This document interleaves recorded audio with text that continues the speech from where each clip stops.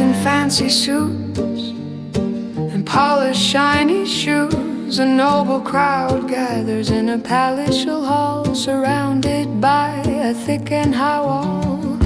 They wish to deliver a happy message to the people about the nation's achievements and progress, and through inspiring speeches they predict utopia and great future riches.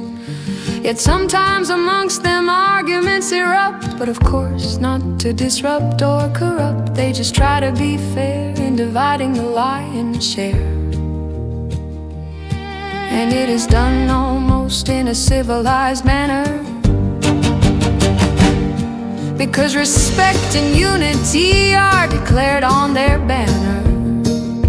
In fact, they are peace-loving folks. They don't battle with swords. Instead, they cut, slush, and destroy using sharp words. Of course, they reject any form of violence or gore, while sending others to fight a bloody war.